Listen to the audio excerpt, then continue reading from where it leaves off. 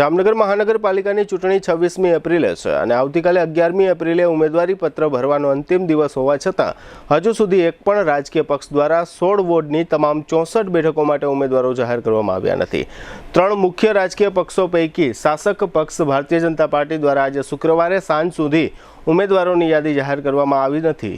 આ ઉપરાંત કોંગ્રેસ પાર્ટીએ પણ વોર્ડ નંબર 4, 6, 12 અને 13 એમ માત્ર 4 વોર્ડના અમુક ઉમેદવારોના નામો જાહેર કરીને તેમની પાસે ફોર્મ રજૂ કરાવ્યા છે। આ ઉપરાંત આમ આદમી પાર્ટીના પણ ગણ્યા ગાંઠિયા ઉમેદવારોએ જ હજુ ફોર્મ ભર્યા છે।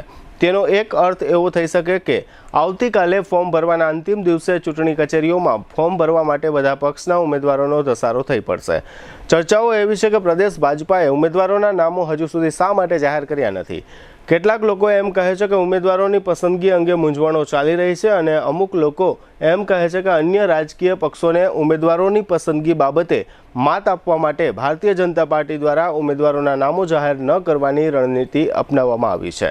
આ સ્થિતિમાં એવું પણ બની શકે કે આવતીકાલે ફોર્મ ભરવાના અંતિમ દિવસે બધા જ રાજકીય પક્ષો દ્વારા જે લોકોના ફોર્મ ભરવાના છે તેમને ડાયરેક્ટ મેન્ડેટ આપીને તેમના ફોર્મ રજૂ કરવામાં આવે તેવી શક્યતા છે। ત્રણેય રાજકીય પક્ષો દ્વારા તમામ બેઠકોના ઉમેદવારો ફોર્મ ભરવાના અંતિમ દિવસની આગલી સાંજ સુધી જાહેર ન થતાં મતદારોમાં પણ અનેક પ્રકારની ચર્ચાઓ ચાલી રહી છે। ગઈકાલે ગુરુવારે મોડી રાત્રે ભારતીય જનતા પાર્ટીના પ્રદેશ કાર્યાલય ખાતે પાર્લામેન્ટરી બોર્ડમાં જામનગરના ઉમેદવારોની યાદી તૈયાર કરવા માટેની પ્રક્રિયાઓ હાથ ધરવામાં આવી હતી। આ પ્રોસેસમાં સાંસદ પૂનમબેન માડમ, રાજ્યમંત્રી રીવાબા જાડેજા, ધારાસભ્ય દિવ્યેશભાઈ અકબરી, શહેર બીજેપી પ્રમુખ બીનાબેન કોઠારી અને જામનગર શહેર પ્રભારી ધનસુખ ભંડેરી તથા મહામંત્રી વિજયસિંહ જેઠવા વગેરે કમલમ ખાતે ઉપસ્થિત રહ્યા હતા અને વહેલી સવારે જામનગર આવવા રવાના થયા હતા। જામનગર કોર્પોરેશનની ચૂંટણીમાં જે દાવેદારો ભારતીય જનતા પાર્ટી તરફથી ચૂંટણી લડવા ઈચ્છે છે તે દાવેદારોમાં શું થશે એ પ્રશ્નને લઈને ભારે ઉચાટ જોવા મળી રહ્યો છે।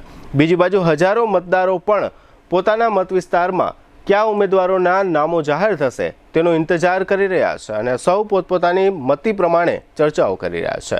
આ ઉપરાંત એવું પણ જાણવા મળે છે કે ભારતીય જનતા પાર્ટીએ 64 ઉમેદવારોના નામો નક્કી કરી લીધા છે જેની ગમે ત્યારે જાહેરાત થઈ શકે છે। સૂત્રોના જણાવ્યા પ્રમાણે ગત ટર્મમાં ભારતીય જનતા પાર્ટીના 50 કોર્પોરેટર હતા જે પૈકી આશરે 3 ડઝન જેટલા કોર્પોરેટરને આ વખતે ટિકિટ આપવામાં ન આવે એવી શક્યતા છે। મોટાભાગના પદાધિકારીઓને પણ સાઇડલાઇન કરવામાં આવ્યા હોવાનું જાણવા મળે છે। આ ઉપરાંત અમુક વોર્ડમાં 1 કે 2 ટર્મ સુધી કોર્પોરેટર રહેલા નેતાઓની આગેવાની હેઠળ 4 ઉમેદવારોના નામોની પેનલ બનાવવામાં આવી હોવાનું સૂત્રો જણાવે છે। અત્રે ઉલ્લેખનીય છે કે ભારતીય જનતા પાર્ટીમાં 583 દાવેદારો છે અને તે પૈકી માત્ર 64 નામ જાહેર કરવાના હોય 60 વર્ષની ઉંમર વટાવી ગયેલા 3 ટર્મથી કોર્પોરેટર રહેલા અને આ પ્રકારના 3 ટર્મ પૂર્ણ કરનારા કોર્પોરેટરના પત્ની કે સંતાનને ટિકિટ ન આપવી તેવો નિર્ણય થયો હોવાનું જાણવા મળે છે। તેનો અર્થ એવો થઈ શકે કે ગત ટર્મમાં જે 50 કોર્પોરેટર હતા તેમાંથી વધુમાં વધુ 12 થી 15 પૂર્વ કોર્પોરેટરને આ વખતે ટિકિટ મળે તેવા ચાન્સ છે।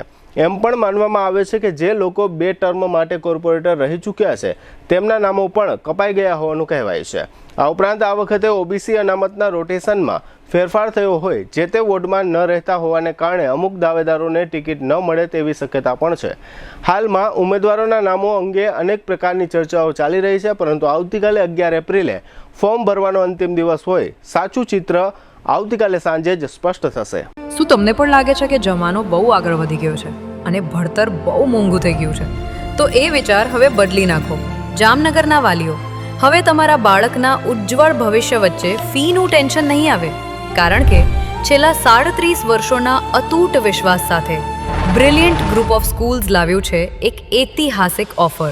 હવે એડમિશન ફી માત્ર ₹1, માસિક ફી ફક્ત માત્ર ₹999 અને સ્કૂલ યુનિફોર્મ તો તદ્દન ફ્રી। પણ ફી ઓછી છે તો શિક્ષણ કેવું હશે?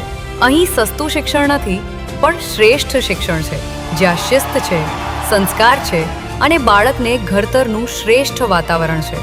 ગુજરાતી હોય કે ઇંગ્લિશ મીડિયમ, નર્સરીથી ધોરણ 12 સુધી તમારા દીકરા દીકરી માટે આનાથી સારી તક બીજી કોઈ નહીં હોય। તો હવે રાહ કોની જુઓ છો? 2026 માટે એડમિશન ઓપન છે। તમારા બાળકના સપનાને આપો એક નવી ઉડાન। Chairman Shri Ashokbhai Bhatt, managing trustee Shaileshbhai Patel, director of education Ushmitaben Patel અને ટ્રસ્ટી સુનિલભાઈ પટેલ। આપકી ચોઇસ, आपकी पहचान होती है। एडमिशन માટે આજે જ સંપર્ક કરો। Brilliant group of school Limda line Jamnagar, brilliant international school Lalpur road Jamnagar. दिल की सुनो, ब्रिलियंट स्कूल ही चुनो।